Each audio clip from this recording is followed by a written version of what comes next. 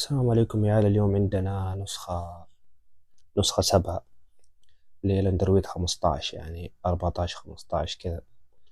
لأن إيش اسمه النسخة هذه ما تشتغل أبدا على أندرويد 15 لأنها قديمة، يعني قديمة جدا، يعني من زمان، يعني ما سويت لها تحديث. فاليوم رجعت وسويت لها تحديث وتشتغل الأندرويد 15، يعني آخر إصدار يعني من أجهزة الأندرويد تشتغل عليها. فخلينا أوريكم يعني إيش اسمه خلينا أوريكم النسخة زي كيف.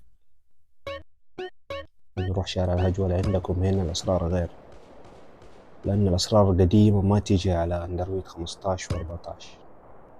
15 و14 ما تيجي عليها نهائيا، ما تيجي. فهذه الأسرار الجديدة تيجي يعني. عندكم هنا السر الأول اللي هو مين، ما أعرف إيش مين اللي الأسرار، يعني ما في إلا كلمة سر واحدة يعني.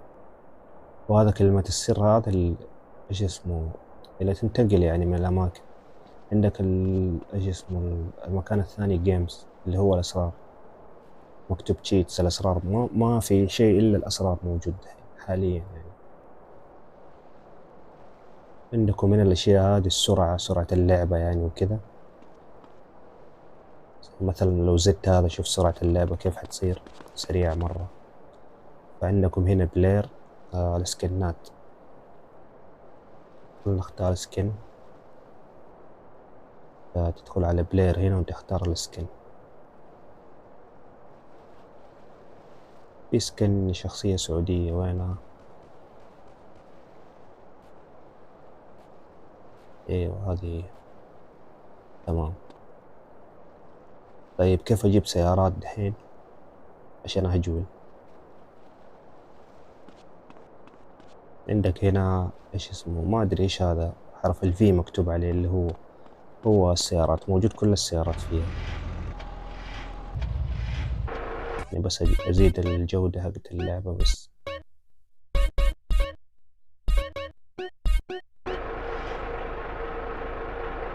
عندكم هنا جميع السيارات موجودة هنا.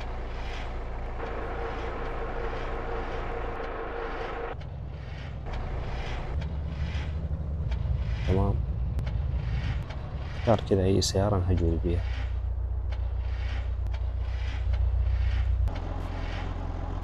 نجرب السوناتا، نشوف.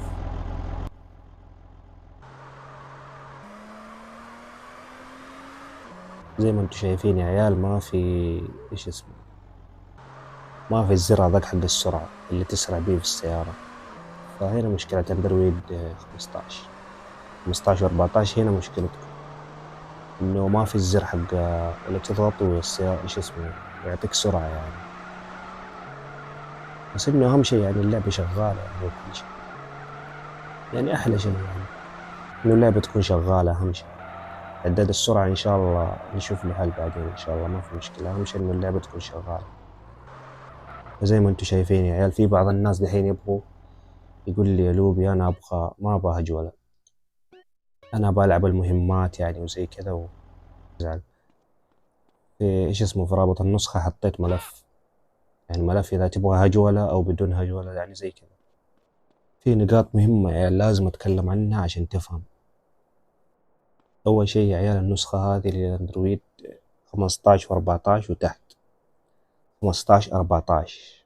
اوكي، لو تبغى تجربها يعني الاندرويد 13 وتحت ما في مشكلة، ما عندك مشكلة، اللعبة تشتغل. بس ايش المشكلة في اندرويد يعني 12 وتحت؟ لو جهازك ضعيف ما ينفع. لو جهازك ضعيف اللعبة هتعلق معاك، او لازم تنقص الجودة. اوكي، بالنسبة للاندرويد 12، اندرويد 12 تقدر تحمل النسخة اللي قبل، ما في مشكلة يعني تشتغل طبيعي. النسخة اللي قبل يعني اللي أول نسخة نزلتها هي هذيك تشتغل، ما بها ولا شيء على الاندرويد 12. اوكي 12 وتحت تشتغل. نسخة حجمها صغير، حجمها قليل جدا. النسخة 900 ميجا بايت تقريبا، يعني زي كذا، يعني جدا خفيفة النسخة يعني.